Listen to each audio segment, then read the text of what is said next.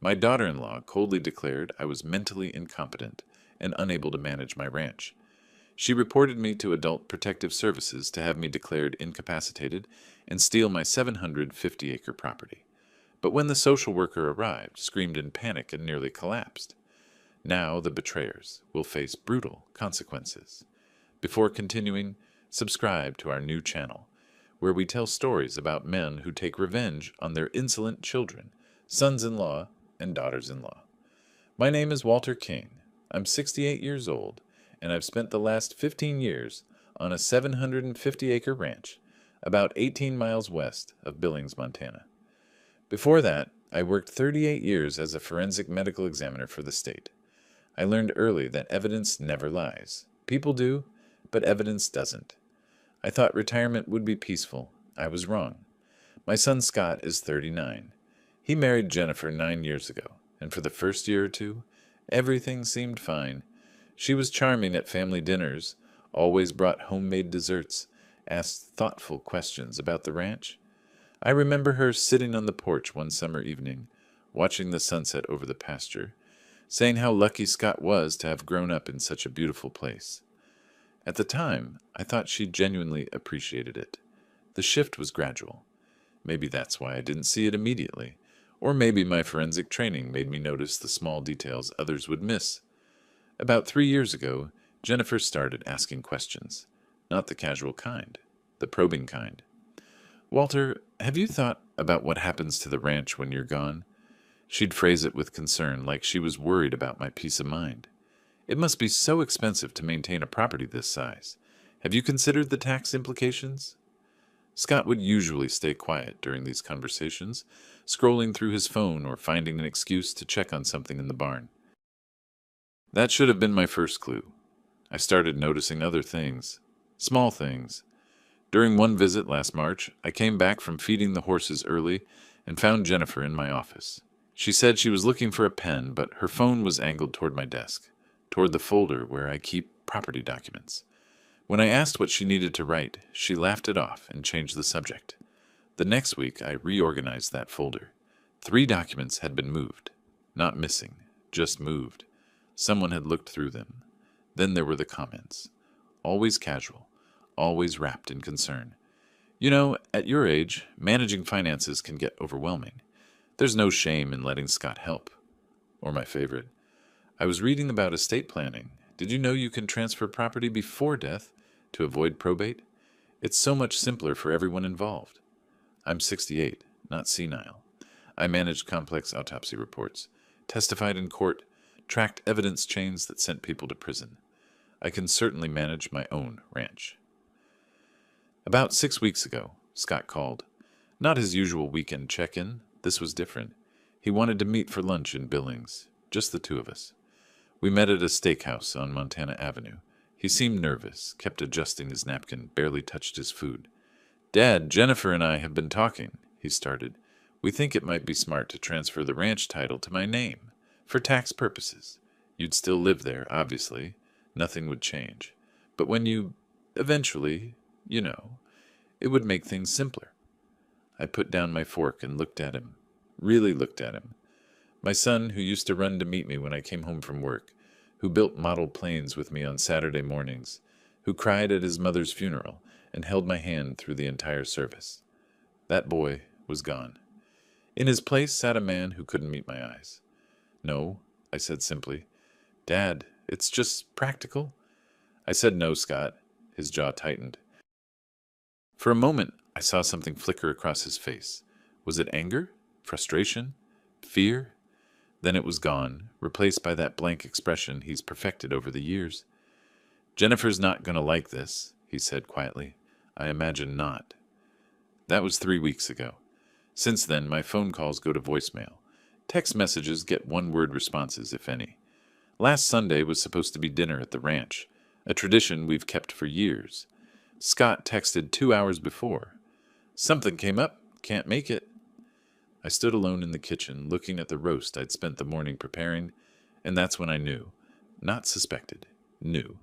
This wasn't about tax optimization or estate planning or making things simpler. This was about control.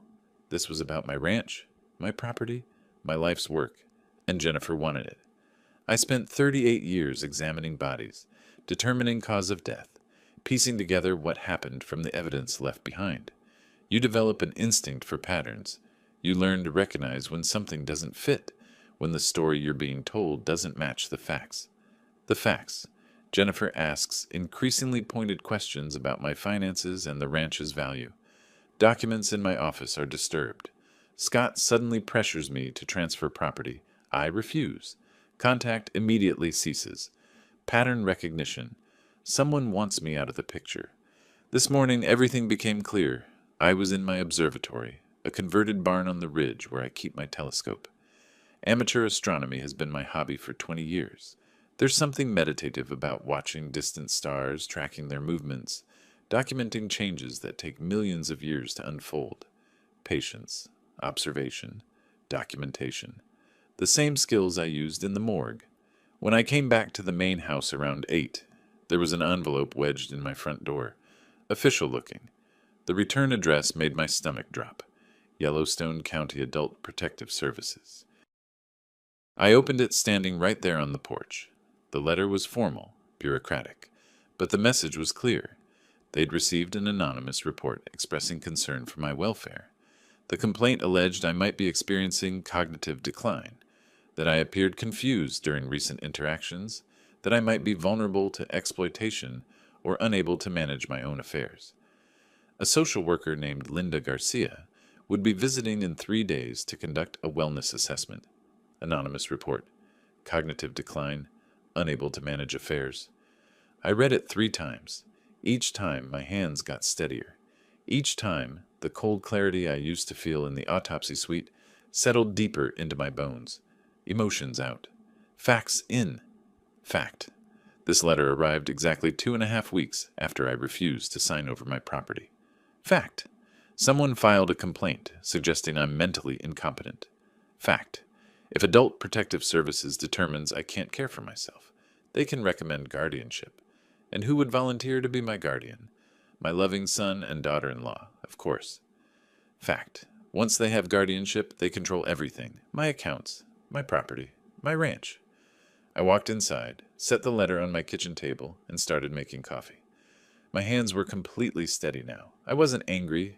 Anger clouds judgment. I was clear, focused, analytical. This was a forensic case now, and I was going to treat it like one. Jennifer had made her first mistake, a crucial one. She'd left evidence, and amateurs always leave evidence. I sat at the kitchen table for a long time, coffee growing cold in front of me, staring at that letter from Adult Protective Services. The morning sun streamed through the window, hitting the same spot it had hit for 15 years. Everything looked normal. Everything felt different. My mind went back to Scott's wedding. Jennifer wore ivory, not white. She'd been very specific about that distinction. She'd smiled at me during the father-son dance, told me how lucky she was to marry into such a wonderful family. I never had much family growing up, she'd said. Scott's so blessed to have you. I hope you know I'll take care of him. At the time, I'd been touched. Now, I heard different words underneath. I'll take care of him. Not we'll build a life together. Not we'll make you proud. I'll take care of him. Possession, control. 3 years into their marriage, I'd helped them buy their house. They'd found a place on West End Drive in Billings. Nice neighborhood, good bones.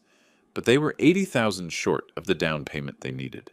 Scott asked if I could help. Not demanded, not manipulated, asked. And he'd seemed genuinely grateful when I wrote the check. Dad, I can't thank you enough, he'd said, shaking my hand like we'd just closed a business deal. We'll pay you back, I promise. It's a gift, I'd told him. Family helps family. Jennifer had hugged me, tears in her eyes. Walter, you're the most generous man I've ever met. We won't forget this. No, I thought now, staring at the APS letter. You won't forget it. But not in the way I intended. I picked up my phone and scrolled through old text messages from Scott. The shift was obvious once I knew to look for it. 2 years ago. Hey, Dad, want to grab breakfast this weekend? A year ago. Dad, can you watch our place while we're on vacation? 6 months ago. Jennifer was wondering about the ranch's property value. Just curious. 3 months ago. We should talk about your long-term plans. Each message a little colder, a little more transactional, a little more about what they wanted. I remembered Scott at 8 years old, crying because his science fair volcano hadn't worked. I'd stayed up until midnight with him, mixing new batches of baking soda and vinegar, testing ratios until we got it right. The next day, his volcano erupted perfectly, and he'd beamed with pride. "We did it, Dad. We're a great team." When had we stopped being a team? The answer hurt, but I forced myself to examine it like evidence on an autopsy table. We stopped being a team when I became an asset instead of a father. I realized I was gripping my coffee mug hard enough to hurt. I set it down carefully and took a breath. Getting emotional solved nothing. I needed to think like the examiner I'd been for almost 4 decades. Step 1 in any investigation: gather information. I called Bob Henderson. We'd worked together on several cases back when he was still a detective with Billings PD. Now he ran a private investigation firm. If anyone could help me document what was really happening, it was Bob. He answered on the second ring. "Walter King. Been a while. I need your expertise, Bob. Professional consultation." There was a pause. Bob had always been sharp. "What kind of consultation?" "The kind where I think someone's trying to steal my ranch." Another pause, longer this time. "Family? How did you—" "It's always family, Walter. When did you get the APS letter?" My turn to pause. "This morning. How did you know?" "Because it's a classic pattern. Someone wants control of your assets. Step 1, establish you're incompetent. Step 2, get guardianship appointed. Step 3, liquidate everything and disappear. I've seen it a dozen times." He sighed. "Usually it's the kids. Sometimes it's a new spouse. Occasionally it's a concerned neighbor. But it's always someone who thinks they're entitled to what you've built." The cold clarity in my chest spread. "I need documentation. Everything. Can you help?" "Already pulling up my calendar. How much time do we have?" "Social worker visits in 3 days. Then we move fast. I'll meet you at your place in an hour." Next call. Gerald Peterson, my attorney. Gerald had handled my estate planning, my ranch incorporation, every legal document I'd needed for the past 20 years. If Jennifer was planning something, he'd know how to counter it.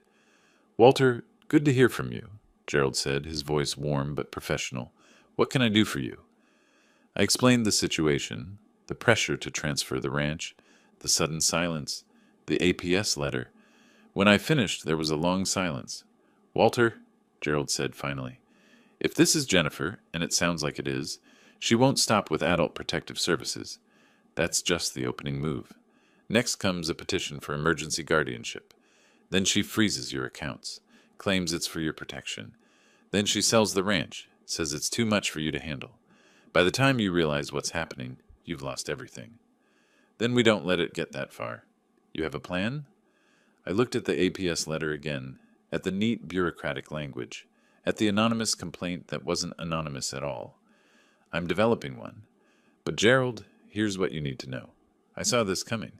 "You what?"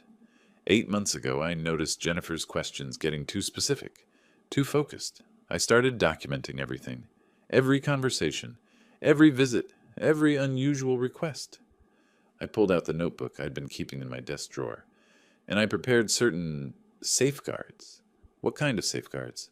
"The kind we're going to activate very soon. Can you meet me tomorrow morning? You, me, and Bob Henderson. We need to coordinate. I'll clear my schedule." After I hung up, I sat back and let myself feel it. Not anger, not hurt, but something colder and more useful. Determination, focus. The same mindset I'd carried into hundreds of autopsies. Emotion is the enemy of clear thinking. Evidence is truth. Documentation is power. Jennifer had started this game thinking I was a confused old man, easy to manipulate, easy to control. She'd underestimated who I was, what I'd done for a living, the skills I'd spent a lifetime developing. In the forensic field, we had a saying: the body always tells the truth.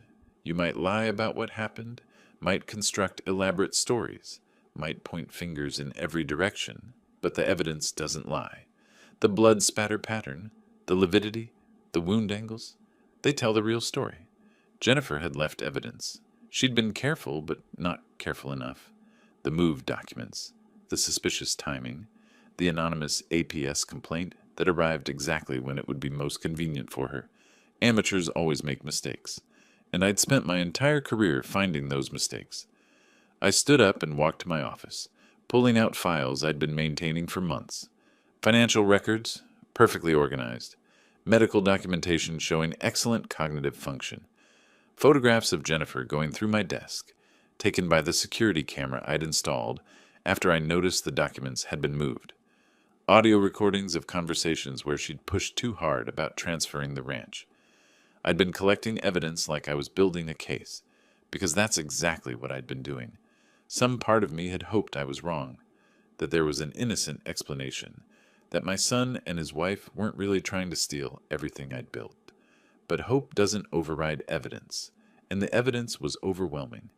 The sun was setting over the pasture, painting the sky in shades of orange and purple. 15 years ago, I'd stood in this same spot the day I bought this ranch, watching this same sunset, thinking I'd found peace after decades of working with death. I'd imagined Scott bringing his future grandchildren here, teaching them to ride horses, showing them the observatory, passing down something meaningful. That dream was dead now, but I wasn't. Jennifer wanted to play games with an old man? Fine, but she'd picked the wrong old man. I didn't just examine evidence. I built cases that put killers in prison. I knew how to be patient, methodical, and absolutely merciless when the situation demanded it.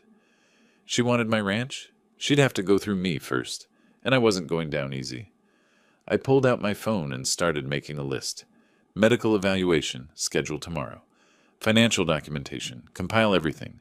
Security footage, back up to multiple locations. Witness interviews, Bob would handle those. Legal countermeasures, Gerald would prepare them. By the time Adult Protective Services showed up, I wouldn't be a confused old man who needed protection. I'd be a competent, organized individual with ironclad documentation of exactly what was happening. And more importantly, I'd have evidence of who was really behind this.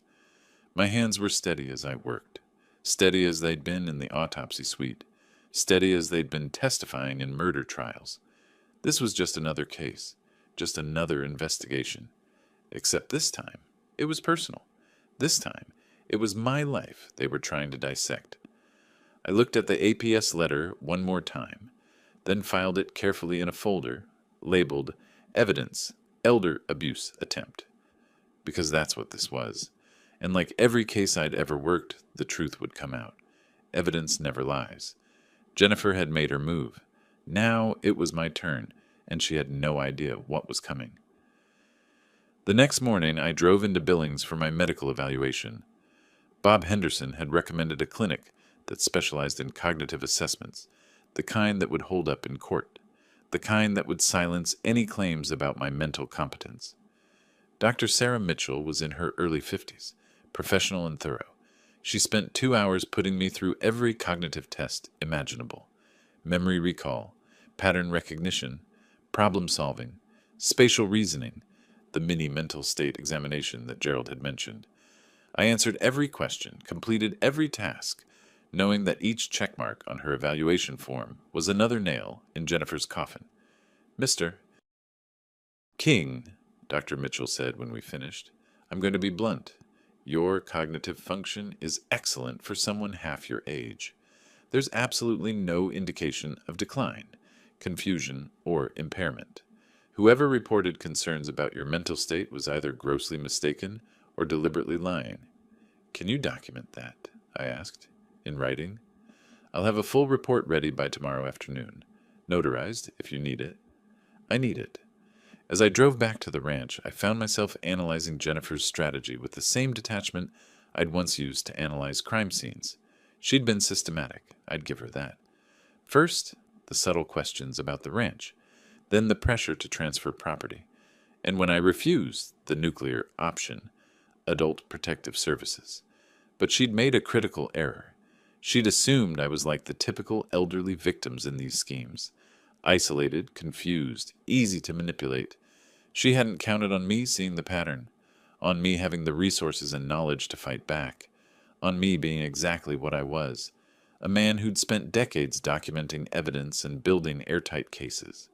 Amateur hour, I thought, pulling into my driveway. She was playing checkers while I was 3 moves ahead in chess.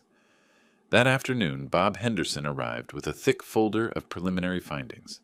We sat in my office, and he laid out what he'd discovered in less than 24 hours. Your daughter-in-law is either incredibly stupid or incredibly arrogant, Bob said, spreading documents across my desk.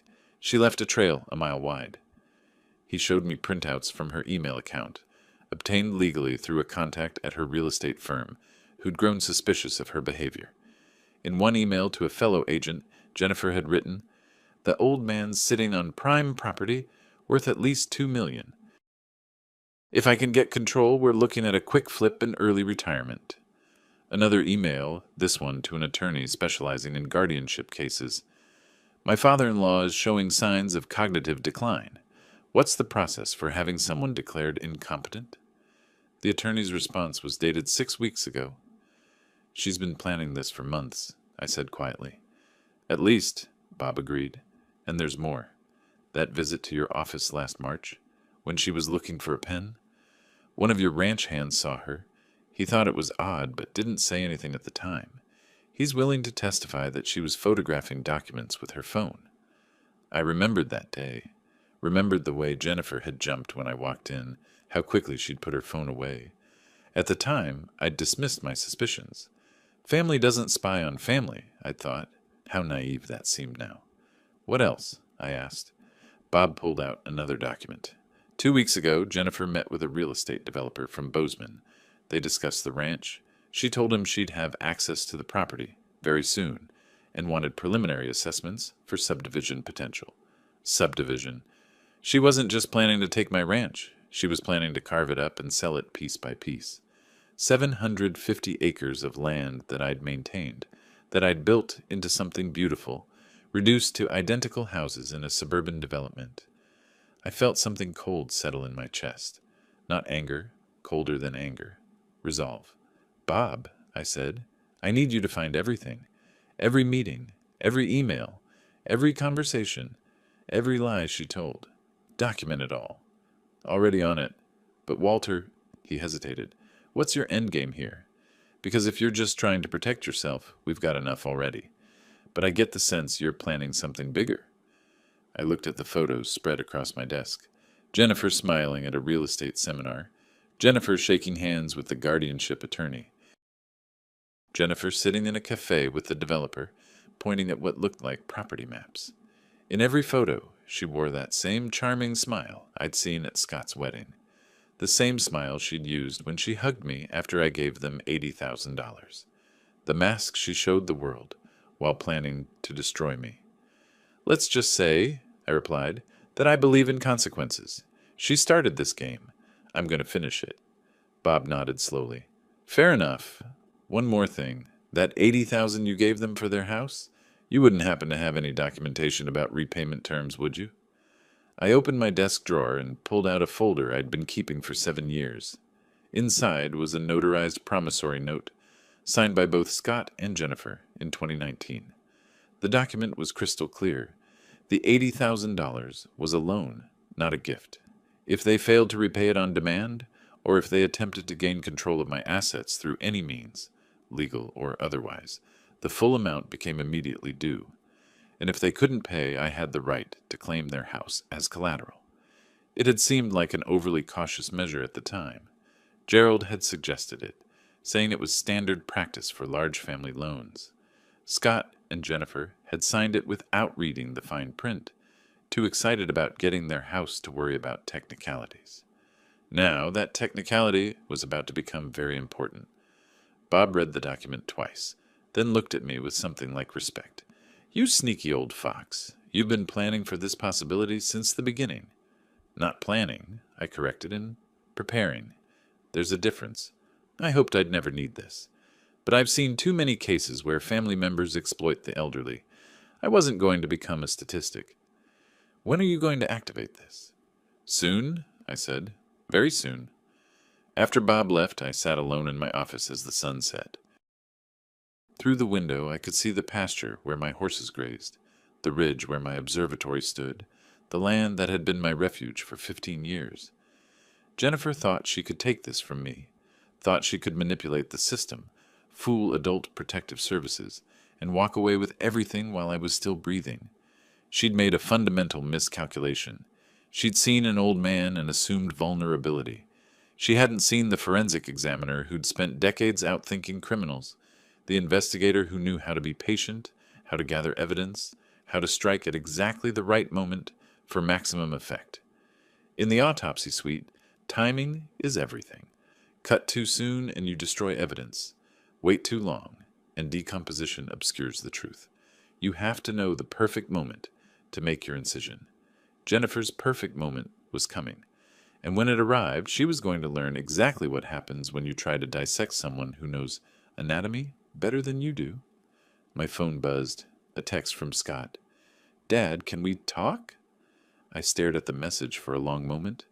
My son, my only child, the boy I'd raised, the man I'd loved unconditionally, and now the willing participant in his wife's scheme to steal my life's work. I typed back, "The APS social worker visits in 2 days. If you want to talk, come clean before then. Otherwise, we have nothing to discuss." I didn't expect a response, and I didn't get one. The next 2 days moved with the precision of a surgical procedure. Every step planned, every contingency covered, every piece of evidence cataloged and cross-referenced. Gerald Peterson arrived at the ranch early the following morning, carrying a briefcase full of documents. We sat in my office, and he walked me through the legal strategy. "The promissory note is solid," he said. "Notarized, signed by both parties with clear terms. If we activate it now, we can demand immediate repayment. And given what Bob found about their financial situation," he pulled out another document, "they can't pay. There's $73,000 in credit card debt, 2 missed mortgage payments. They're drowning." "How do you know about their mortgage?" "Public records," Gerald said. "Anyone can look up foreclosure notices. They're not in foreclosure yet, but they're close. Your $80,000 was probably the only thing keeping them afloat for years. Now they're sinking." I felt no sympathy. They'd made their choices. I was simply documenting the consequences.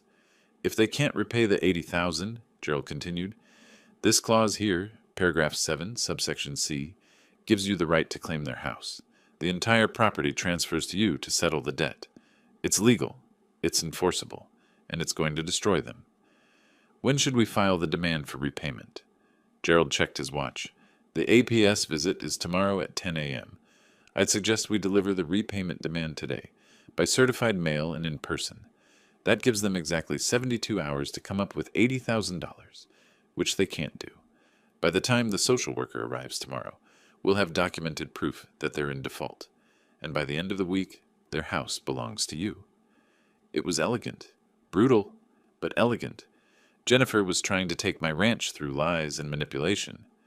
I was going to take her house through legitimate legal channels, using a document she'd signed willingly, enforcing terms she'd agreed to. No fraud, no deception, just consequences. "Do it," I said. While Gerald prepared the legal paperwork, I met with Margaret Turner, the notary who'd witnessed the original promissory note 7 years ago. She was in her late 50s, a meticulous woman who'd handled my legal documents for 2 decades. "Walter," she said when I explained the situation, "I remember when they signed this. The young woman, Jennifer, she barely glanced at it. Signed it like she was signing a birthday card. Her husband at least read the first page, but neither of them bothered with the fine print. And it's still valid, legally enforceable?" "Absolutely. I can testify to the signing if needed. I remember it clearly because I warned them to read it thoroughly, and they waved me off. Said family didn't need to worry about legal details." She shook her head. "Pride before the fall." That evening I sat in my observatory, looking at Jupiter through my telescope. The giant planet hung in the sky, massive and unmovable. Storm systems raged across its surface, but the planet itself remained constant, patient, eternal. I'd always identified with that patience. In astronomy, you learn that the universe operates on its own timeline. Stars are born and die over billions of years. Galaxies collide in slow motion across eons. Human lifespans are barely a blink, but right now my timeline was measured in hours, not eons, and every hour brought Jennifer closer to the moment when her world collapsed. My phone rang. "Bob Henderson, got something you need to see," he said. "Jennifer just posted on Facebook. Public post, visible to everyone." He texted me a screenshot. Jennifer had written, "Dealing with some difficult family situations. Sometimes the people you love most need help they don't want to accept. Praying for wisdom and patience. Hashtag family first. Hashtag elder care." I read it twice. She was building her narrative, positioning herself as the caring daughter-in-law, burdened with a stubborn, declining father-in-law who refused to acknowledge his limitations, setting up public sympathy for when she made her move. "She's smart," Bob said, "building a social media trail that makes her look like the victim. When the guardianship petition comes, and it will come, she'll point to posts like this as evidence that she was trying to help you." "Except we have the emails," I said. "The ones where she talks about flipping my property and early retirement. The ones where she calls me the old man and discusses my ranch like it's already hers." "Exactly. She's playing one game in public and another in private, and we've documented both." After we hung up, I sat in the darkness of the observatory, listening to the wind move through the pasture. Tomorrow, Linda Garcia from Adult Protective Services would arrive. She'd find a competent, organized man with perfect cognitive function, immaculate financial records, and documented evidence of a family member attempting financial exploitation. She'd also find my attorney and my private investigator, armed with proof that the anonymous complaint was filed by someone with a financial motive to have me declared incompetent. And she'd find one more document, the quitclaim deed transferring Scott and Jennifer's house to me, executed the moment they defaulted on their loan repayment. I'd learned something important during my years as a forensic examiner. Justice isn't about revenge. It's about evidence. It's about documentation. It's about the patient, methodical establishment of truth. You don't yell. You don't threaten. You simply present the facts and let them speak. The facts were about to speak very loudly. I descended from the observatory and walked back to the main house. Inside, I went through my checklist one final time. Medical evaluation complete. Documentation showing perfect cognitive health. Financial records complete. Every account, every investment, every tax return for the past 5 years. Security footage complete. Videos of Jennifer going through my office, photographed and time-stamped. Email evidence complete. Her own words planning to steal my property. Witness statements complete. Ranch hands, neighbors, the real estate agent who'd seen her meeting with developers. Legal documentation complete. The promissory note, the demand for repayment, the default notice, the property transfer. Everything was ready, every piece in place. Tomorrow, when Linda Garcia arrived expecting to find a confused old man who needed protection, she was going to find something else entirely. She was going to find a case study in how not to exploit an elderly person. I made one final call. Gerald Peterson answered immediately.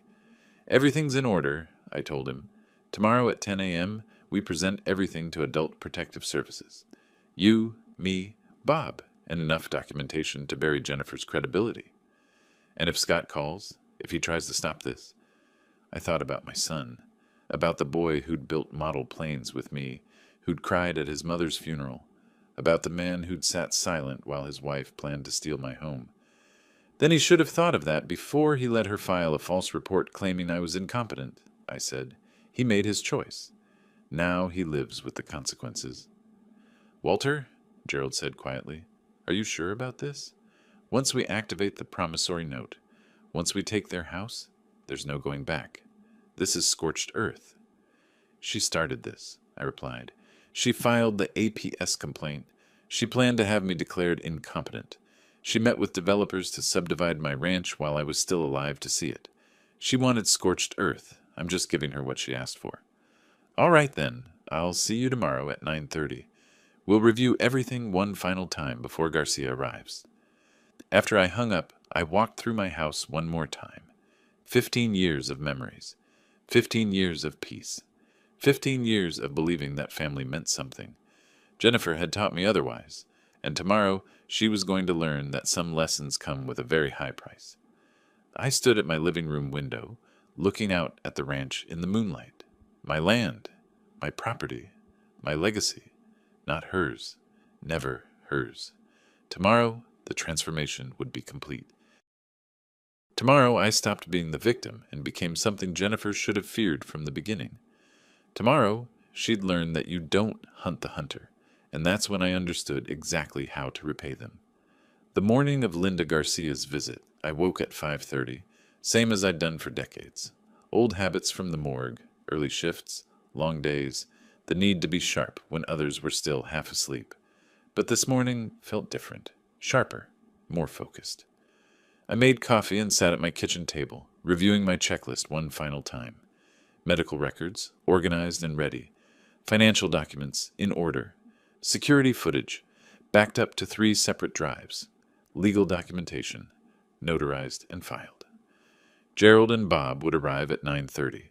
Linda Garcia was scheduled for 10. Everything was in position. Every piece of evidence cataloged. Every contingency planned.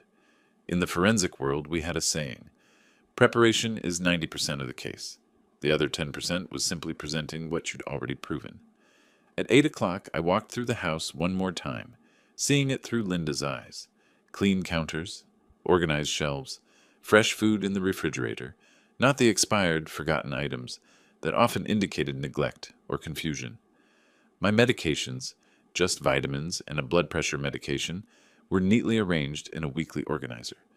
The calendar on my wall showed appointments clearly marked in my own handwriting. Everything screamed competence, organization, self-sufficiency. I heard a vehicle on the driveway just after 9:30, Gerald's silver sedan, Bob's truck right behind it. They came prepared with briefcases, file boxes, even a laptop. We were building a courtroom-quality presentation for an audience of one. "How are you holding up?" Gerald asked as they set up in my dining room. "Fine," I said, and I was. No nervousness, no anxiety, just the same cold clarity I'd felt before testifying in murder trials. I knew the facts.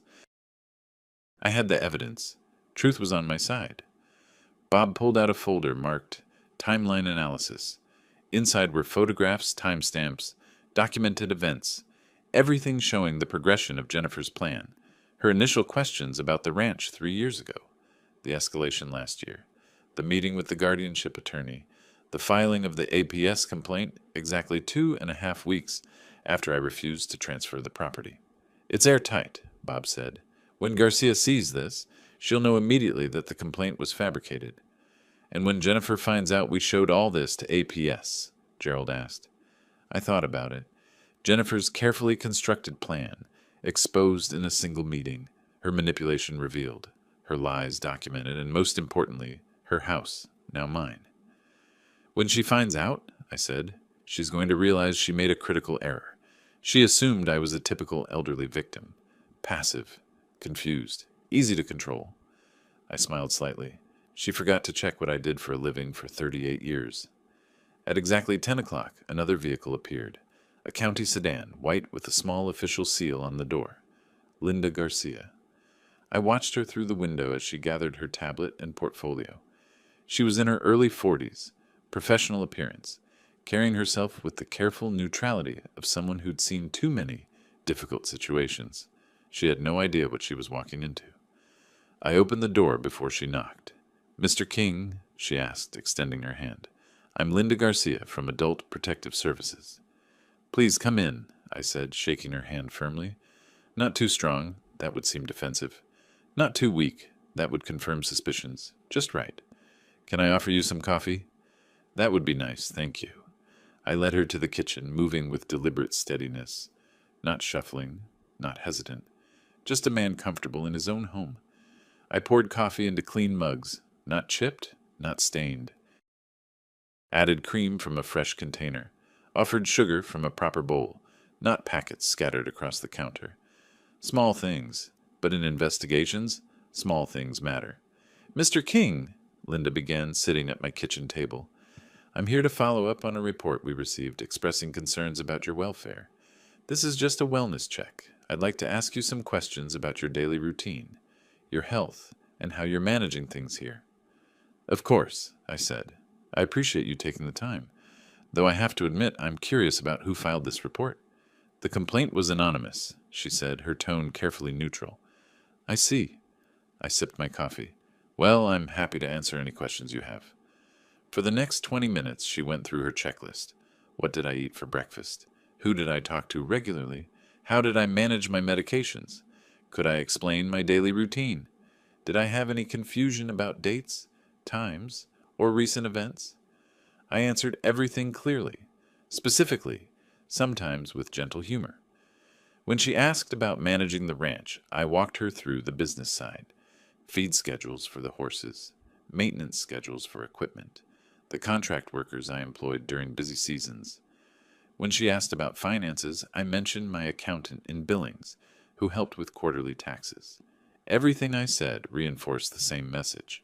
This is a competent, organized individual who manages a complex operation successfully. "Could you show me around?" she asked. "Absolutely." I gave her a tour. The kitchen, clean, well-stocked, with a meal plan calendar on the refrigerator. My bedroom, neat, organized, with current books on the nightstand and yesterday's newspaper folded on the dresser. My office, this was important, with filing cabinets clearly labeled, a desk calendar showing upcoming appointments, financial statements organized by year. In the bathroom, my medications were in a weekly organizer, each day clearly marked. The dates were correct. The compartments for previous days were empty, evidence that I was taking them as prescribed. "You seem very organized," Linda observed. 38 years as a forensic medical examiner," I replied. "Documentation and organization were part of the job. Old habits." She made notes on her tablet. I could see the assessment shifting in real time. Whatever she'd expected to find, confusion, neglect, signs of cognitive decline, wasn't here. We returned to my office, and that's when I made my move. "Ms. Garcia," I said, "can I show you something?" I pulled out the first folder, my complete medical records from the past 5 years, culminating in Dr. Mitchell's evaluation from 2 days ago. Linda read it carefully, her expression shifting from neutral to slightly surprised. "According to this, you scored 29 out of 30 on the MMSE," she said. "That's excellent for any age, let alone 68. "My brain works fine," I said quietly, which makes me wonder why someone would file a complaint saying otherwise. Linda's professional mask slipped for just a moment. She looked at me with sharper interest. "Mr. King, do you have any idea who might have filed this report?" "I do," I said, "and I can prove it. But I'd like to show you everything at once, if that's all right. My attorney and a private investigator are here. They have documentation that I think you need to see." This was the moment. The transition from defensive to offensive, from victim to prosecutor. Linda looked at her watch, then back at me. Something in my tone, my demeanor, my absolute certainty, had caught her attention. "All right," she said. "I can spare another hour." I led her back to the dining room, where Gerald and Bob were waiting. The table was covered with organized folders, each labeled clearly. "Ms. Garcia," I said, "I need to tell you what's really happening here, and why someone filed a false report claiming I'm incompetent." I gestured to the evidence spread across the table. "Because they want to steal my ranch." Part 6. Linda Garcia sat across from Gerald and Bob, her professional composure intact, but her eyes sharp with interest. She'd come expecting a routine wellness check. Now she was getting something else entirely. Gerald opened the first folder and slid it across the table. "Ms. Garcia, I'm Gerald Peterson, Mr. King's attorney. What you're about to see is documentation of a systematic attempt to defraud my client of his property through false claims of incompetence." He pulled out the medical records folder. Folder 1, complete medical history. No cognitive decline, no confusion, no impairment.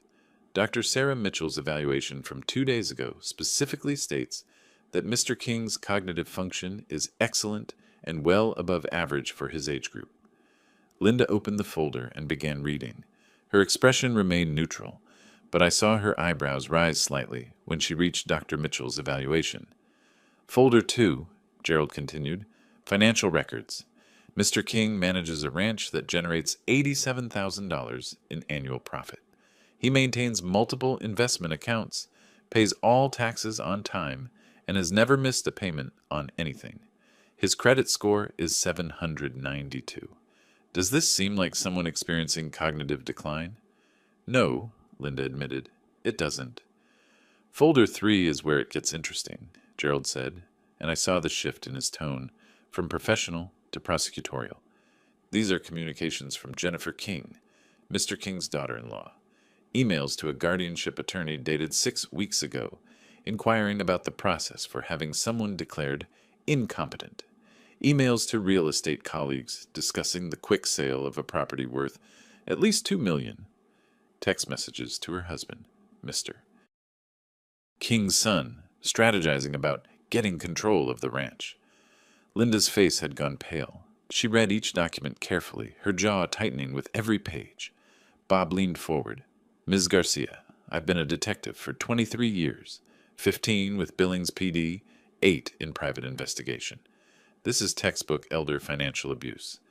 Mrs. King identified a valuable asset, this ranch, and developed a systematic plan to acquire it. When Mr. King refused to voluntarily transfer the property, she escalated to filing a false APS complaint. How do you know she filed the complaint? Linda asked. Timeline, I said quietly. 3 weeks ago, my son asked me to sign over the ranch for tax purposes. I refused. 2.5 weeks ago, contact from him and Jennifer ceased completely. 1 week ago, I received your letter. The timing isn't coincidental. Bob pulled out another folder. We also have a witness, one of Mr. King's ranch hands, who saw Mrs. King photographing documents in his office without permission last March. We have security footage of the same incident. She was gathering information about his assets. Linda set down her coffee cup. Her hands, I noticed, weren't quite steady. Mr. King, these are serious allegations. If what you're telling me is true, if someone filed a false report to Adult Protective Services with the intent to gain control of your assets, that's a crime in Montana. It's classified as attempted exploitation of an older person. I know, I said. I looked up the statute. Class C felony. Up to 10 years. Gerald pulled out one more document. This one he handled with particular care, like it was made of something more valuable than paper. And finally, Ms. Garcia, there's this. A quitclaim deed, filed yesterday with the Yellowstone County Recorder's Office. The property at 2847 West End Drive in Billings, formerly owned by Scott and Jennifer King, now belongs to Walter King. I watched Linda's face as she took the document. This was the moment I'd been waiting for, the moment when everything I'd planned, everything I'd prepared, became real. Her eyes scanned the first page, then stopped, went back, read it again. The color drained from her face like water down a drain. Her mouth opened slightly, not in shock, but in the kind of disbelief that comes when reality contradicts every expectation. How? She started. Her voice came out rough. She cleared her throat and tried again. How is this possible? This was my favorite part. The explanation, the reveal, the moment when the prosecutor lays out exactly how the crime was committed. Except this time, I was the prosecutor, and the victim rolled into one. I leaned back in my chair, allowing myself a small, cold smile. In 2019, I provided $80,000 to help my son and his wife purchase that house. They believed it was a gift. It wasn't. It was a loan, documented in a promissory note that both of them signed and a notary witnessed. I pulled out the original promissory note, yellowed slightly with age but still perfectly legible. Linda took it with hands that weren't quite steady anymore.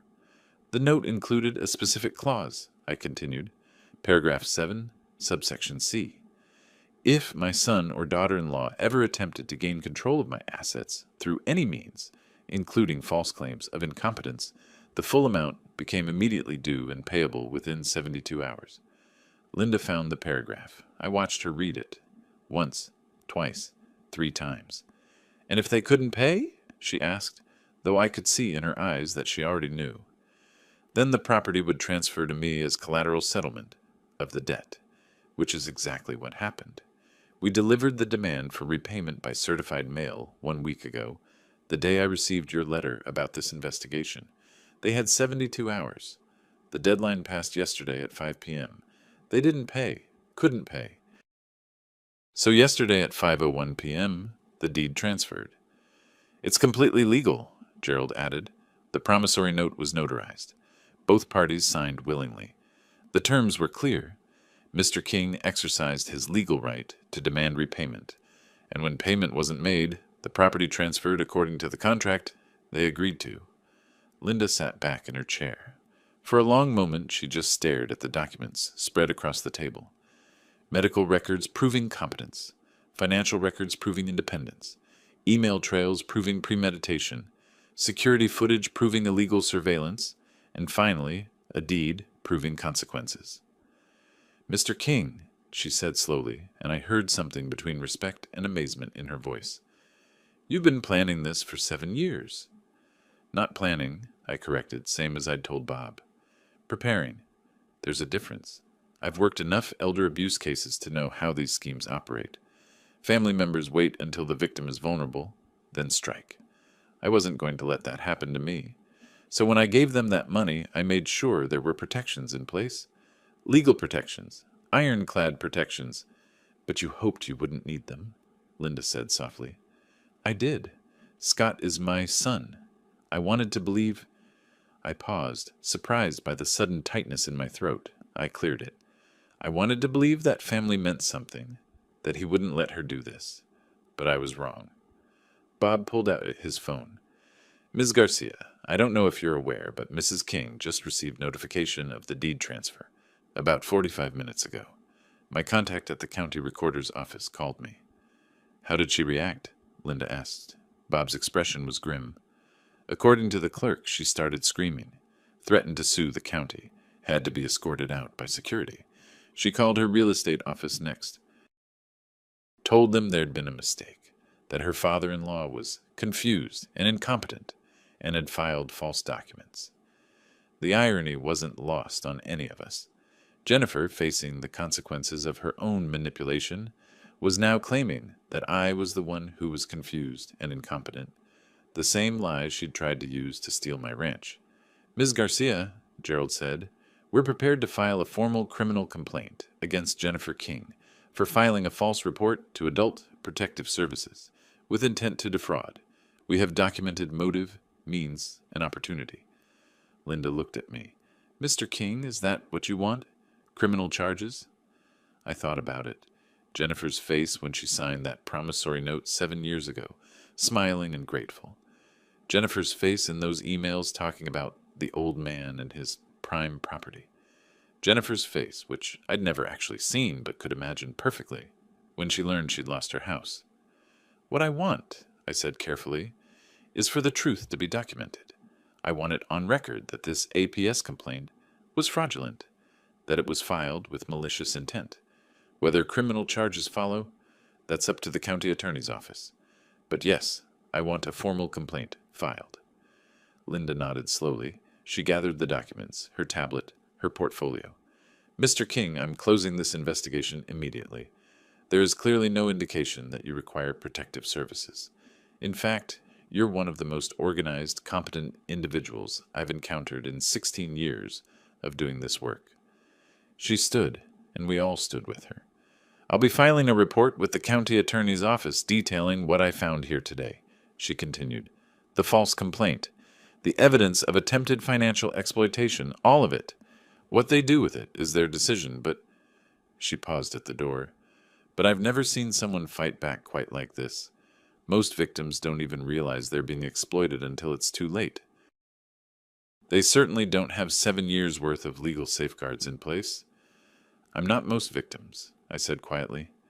After she left, Gerald, Bob, and I stood in my office, watching her car disappear down the long driveway.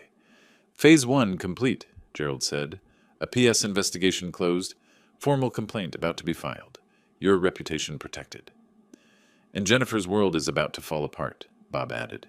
He checked his phone again. My contact at her real estate office says she's been calling nonstop, demanding meetings with lawyers, claiming elder abuse against you. He shook his head. The projection is remarkable. My phone buzzed. Then again. Then a third time in rapid succession. Scott. Calling. I let it ring through to voicemail. Then Jennifer. Same thing. Then Scott again. Gerald's phone rang. He answered, listened, and his eyebrows went up. Interesting. That was my secretary. Jennifer King just called my office, demanding an emergency consultation with a family law attorney. She's claiming unlawful seizure of property. Let her claim whatever she wants, I said. We have a notarized promissory note. We have witnesses to the signing. We have clear terms that she agreed to. The law is entirely on our side. My phone lit up with a text. This one was from Jennifer directly, and I could feel the rage even through the digital letters. What did you do? I showed it to Gerald and Bob. Are you going to respond? Gerald asked. I thought about all the times Jennifer had smiled at me while planning my destruction. All the times she'd pretended to care while calculating the value of my ranch. All the times she'd played the loving daughter-in-law while consulting with guardianship attorneys. I typed slowly. Read the document you signed in 2019. Paragraph 7, subsection C. Your house is now mine. You have 30 days to vacate or begin paying rent of $2,400 per month. Have your attorney contact Gerald Peterson for details. I hit send and watched the message deliver. $2,400? Bob asked. That's $600 more than their old mortgage payment. I know, I said, but it's market rate for a house that size in that neighborhood. Completely legal, completely defensible. My phone exploded with calls. Scott, Jennifer, Scott again, Jennifer again. A number I didn't recognize, probably Jennifer calling from somewhere else. I turned the phone off and set it on my desk. And now, I said, looking at Gerald and Bob, we wait for them to make their next move. Because they will. Jennifer's not the type to accept defeat quietly. No, Gerald agreed. She's going to fight. But Walter, every time she fights, she creates more evidence. Every lawsuit she files, every claim she makes, it all just proves our case stronger. Bob was already pulling up information on his laptop. I'll keep monitoring. If she meets with attorneys, makes statements to the press, tries to counterfile anything, we'll know. I walked to the window and looked out at my ranch. My land, my home, the property that Jennifer had tried to steal through lies and manipulation. She'd thought I was weak, confused, an easy target. She'd thought wrong. And now, standing in my office with the APS investigation closed, and her house legally mine, I allowed myself to feel something I hadn't felt in weeks. Not quite satisfaction, that would come later. Not quite victory, the war wasn't over. But certainty. Cold, absolute certainty that I'd made the right moves at the right time. In the autopsy suite, we had another saying. The truth always comes out. Sometimes it just needs proper documentation. Jennifer was about to learn that lesson the hard way. Part 7. 2 hours after Linda Garcia left, Jennifer called. Her voice trembled with rage. What did you do? How did you take our house? Read the promissory note you signed in 2019, I said calmly. Paragraph 7, subsection C. You attempted to gain control of my assets through false incompetence claims. That triggered immediate repayment. You had 72 hours. You didn't pay. The property transferred as collateral. This is fraud. I'll sue. Go ahead, but first explain to Adult Protective Services why you filed a false report. That's a Class C felony in Montana. Up to 10 years. Silence. Then coldly, you think you've won. Scott is your son. A court will side with us. Will they? I hung up. Scott called minutes later, exhausted. Dad, I didn't know she'd go this far. You knew enough. 3 weeks ago you asked for my ranch. I refused. 2 weeks later, APS showed up. You enabled this? What do you want from me? Choose. Stand with her and accept the consequences, or stand with the truth. Your house is mine now. 30 days to vacate or pay $2,400 monthly rent. We can't afford that. Then you shouldn't have tried to steal my ranch. I paused. You knew something was wrong, Scott. You said nothing. That's complicity. After a long silence, what can I do? Tell her to drop the legal action. Cooperate with APS. Admit you knew the promissory note was a loan. Be honest about who she is. She won't listen to me. Then you've made your choice. I hung up. The next day, Jennifer filed an emergency motion to invalidate the promissory note, claiming undue influence and that it was a gift. Her attorney was Richard Cole, aggressive and expensive. Gerald reviewed it with me. It's nonsense, but Cole will paint you as predatory. We'll win, but it'll be a fight. Bob arrived with more ammunition. Jennifer's 3 months behind on car payments. Her real estate license requires insurance. She let it lapse, and she's been accessing the MLS database to pull your property records. Used professional credentials for personal gain. Textbook ethics violation. File a complaint with the Montana Board of Realty Regulation, I said. Bob hesitated. That could cost her license, her livelihood. She tried to cost me my home and freedom. File it. That evening, Sarah Chen from the Billings Gazette called. Mr. King, I'm writing about elder financial abuse. Would you comment on your APS investigation? Better than that, I said. I'll give you everything. Documentation, evidence, the full story. This wasn't abuse of me. It was attempted abuse by family, and I fought back. I spent an hour laying it out. The suspicious questions, the pressure to transfer property, the false APS complaint, the promissory note, Jennifer's emails about subdividing my ranch, her license violations. This is incredible, Sarah said. I'd like to write a feature. How one Montana rancher fought back. Can I use your name? Absolutely. I'll provide all documents, but contact Jennifer King for balance. After hanging up, I watched the sunset. Jennifer would soon learn about the licensing complaint and the newspaper article. In 3 weeks, we'd be in court. I'd spent my career documenting death. Now I was documenting how a scheme died, just as meticulous, just as inevitable. Jennifer wanted to play games with an old man. She was about to learn that some old men fight back. Bob called the next morning. Jennifer knows about the licensing complaint. She showed up at the board office screaming about elder abuse and conspiracy. Security escorted her out. She's helping our case, I said. Gets better. She posted on Facebook. Being persecuted by a vindictive family member, using his money to destroy my career. Also, Richard Cole withdrew from her case. Her retainer check bounced. The dominoes were falling. Jennifer had bet everything on getting my ranch. When that failed, she had nothing. What about Scott? He wants to meet you. Says he needs to talk. I agreed to meet him at the coffee shop. He arrived looking haggard, driving a rental. Their car was being repossessed. Dad, I want to testify. I'll tell the truth about the promissory note, cooperate with APS, everything. I didn't realize how far Jennifer had gone until I saw the emails, the planning, the calculations. She had financial projections for selling your ranch, talked about you like you were already gone. For the first time, I felt something soften toward him. Not forgiveness, but understanding. What does Jennifer know about this meeting? Nothing. She thinks I'm job hunting. We're broke. Lost my job this morning. Dealership said the family situation was creating distraction. I hadn't intended that, but consequences ripple outward. Scott, if you testify, your marriage is over. It's been over since I found out she planned to institutionalize you to sell your ranch. He met my eyes. Will you lower the rent? We can't afford $2,400. $1,800, I said. 3 conditions. Cooperate fully with investigations, testify truthfully, and Jennifer moves out within 30 days. You can stay. She cannot. You want me to leave her? I want her away from my family and property. If you reconcile later, that's your business. But right now, she's a threat. He sat silent for a long moment. Okay, I'll do it. One more thing. The Billings Gazette is running a story about elder abuse. They'll interview you. Tell them everything. That'll destroy her reputation completely. She destroyed it herself when she filed a false APS complaint. The article ran that Sunday. The licensing board revoked Jennifer's license permanently.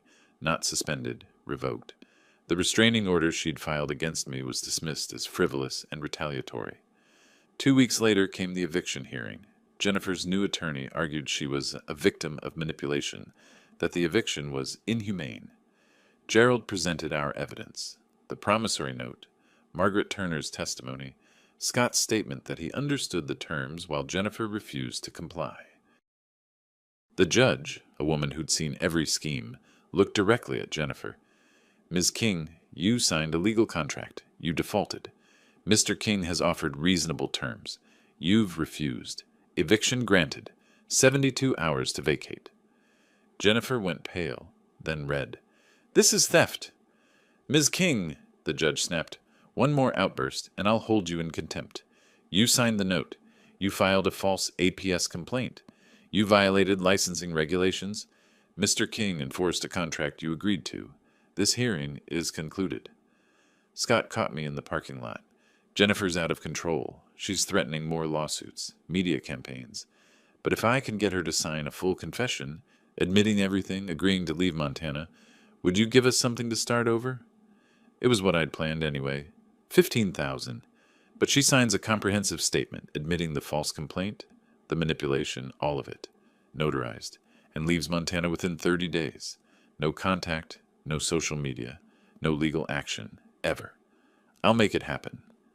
3 days later, she agreed. We met at Gerald's office. Jennifer looked exhausted, defeated. The mask was finally gone. She read the confession, hands shaking. If I sign this, you'll give us 15,000? Yes, and I won't pursue criminal charges. You leave, you stay away, we're done. Why not destroy me completely? Because Scott is my son. Somewhere under all the damage, he's still my son. But you tried to steal my home, my freedom, my life. You lost. Now you pay the price. She signed, then read aloud. I, Jennifer King, willfully filed a false complaint with Adult Protective Services, falsely claiming Walter King was mentally incompetent, intending to gain control of his property. This was a lie. I accessed confidential data for personal gain. I manipulated my husband and attempted to defraud my father-in-law. I apologize to everyone affected. Her voice cracked, but she finished. I wrote the check. Handed it to Scott. Use it wisely. Start over. Be better. Jennifer turned at the door. You've destroyed my career, my reputation, my life. No, I said quietly. You did that yourself. I just documented it. The Billings Gazette article ran Sunday morning. Front page. Real estate agent accused of attempting to defraud elderly father-in-law. Sarah Chen had documented everything. Jennifer's guardianship, attorney consultations, developer meetings, the false APS complaint, the promissory note, the house transfer. She quoted Linda Garcia, describing the investigation as unfounded and possibly malicious. Margaret Turner explained how Jennifer and Scott signed without reading. I advised them to review all clauses carefully. They declined, saying family matters didn't require such scrutiny. The article went viral. By Monday, Jennifer's employer released a statement. Ms. King's employment has been terminated pending resolution of professional ethics violations. Bob called Tuesday. The Board of Realty Regulation revoked Jennifer's license. Not suspended, revoked. She violated ethics guidelines and brought disrepute to the profession. She'll never work in Montana real estate again. The restraining order? Judge denied it, called her petition frivolous and potentially retaliatory, dismissed with prejudice. Every domino fell perfectly. Jennifer had built her life on manipulation. I'd simply documented the truth and let gravity work. 2 weeks later, Gerald called about eviction proceedings. Scott's paying $1,800 monthly, but Jennifer defaulted on the separation deadline. She's still in the house, refusing to leave. File eviction paperwork? The hearing was set for late December. I attended with Gerald. Scott looked haggard. Jennifer arrived with a new attorney, young, inexperienced, clearly pro bono. He argued the eviction was inhumane, that Jennifer was a victim of elder manipulation. Gerald presented our evidence, the promissory note, Margaret Turner's testimony, Scott's statement confirming he understood terms, while Jennifer refused compliance. The judge, a woman in her 60s, listened, then looked directly at Jennifer. Ms. King, you signed a legal contract. You defaulted. Mr. King offered reasonable terms. You refused. Eviction granted. 72 hours to vacate. Jennifer's face went white, then red. She stood. This is illegal. This is theft. Ms. King, the judge snapped, one more outburst and I'll hold you in contempt. You signed the note. You filed a false APS complaint. You violated licensing regulations. Mr. King enforced a contract you agreed to. Concluded. Outside, Scott caught me. Jennifer's out of control, threatening more lawsuits, media campaigns. But if I can get her to sign a full confession, admitting everything, agreeing to leave Montana, would you give us something to start over? It was what I'd planned. 15,000. She signs a comprehensive statement, admitting the false complaint, the manipulation, all of it. Notarized. Leaves Montana within 30 days. No contact, no social media, no legal action, ever. I'll make it happen. 3 days later, she agreed. We met at Gerald's office. Jennifer sat across from me, exhausted and defeated. The mask was finally gone. Margaret Turner notarized. Gerald had prepared the document. Comprehensive, explicit, binding. Jennifer read it, hands shaking. If I sign this, you'll give us 15,000? Yes. And I won't pursue criminal charges. You leave, stay away, we're done. Why not destroy me completely? You could. I thought about revenge versus justice, winning versus annihilating, because Scott is my son. Somewhere under all the damage, he's still my son. But you tried to steal my home, my freedom, my life. You lost. Now you pay the price and move on. She signed. Smaller signature than 7 years ago, less confident. Then she read aloud, I, Jennifer King, acknowledge that I willfully filed a false complaint with Yellowstone County Adult Protective Services, falsely claiming Walter King was mentally incompetent. I did this intending to gain control of his property. This was a lie. Mr. King is fully competent. I accessed confidential data through my real estate license for personal gain. I manipulated my husband and attempted to defraud my father-in-law. I apologized to Mr. King, to Adult Protective Services, and to everyone affected by my actions. Her voice cracked on the last sentence, but she finished. Margaret notarized. Gerald made copies. Scott sat silent, watching his wife admit everything. I wrote a check for $15,000, handed it to Scott, not Jennifer. Use it wisely. Start over. Be better. Jennifer turned at the door. I hope you're satisfied. You've destroyed my career, my reputation, my life. No, I said quietly. You did that yourself. I just documented it. 2 months later, I stood in my observatory watching Jupiter through my telescope. The giant planet hung exactly where it should be, following patterns billions of years old. Scott and Jennifer had moved to Idaho. He'd sent their new address with a letter I hadn't opened. Maybe someday. The house rented to a young couple of doctors. $1,800 monthly, paid on time. Gerald called with news that Adult Protective Services now used my case in training programs. How to recognize elder financial abuse attempts. The ranch was secure. My will updated. Everything to a foundation protecting elderly individuals from family exploitation. Scott would inherit nothing. He'd made his choices. Bob texted, Jennifer filed for divorce from Scott last week. He's not contesting it. I returned to the telescope. Jupiter's great red spot visible tonight, that storm raging for centuries, constant, unchanging, enduring, like truth. Jennifer had gambled an elderly man would be easy to manipulate. She'd underestimated who I was, what I knew. She'd assumed weakness where there was only patience, mistaken kindness for stupidity, and she'd paid with everything she valued. Justice wasn't revenge, it was consequences, documentation, the methodical, inevitable establishment of truth I'd won without raising my voice, without threats, without violence, just evidence, legal contracts, and patient application of consequences. The ranch was mine, my freedom intact, my reputation protected.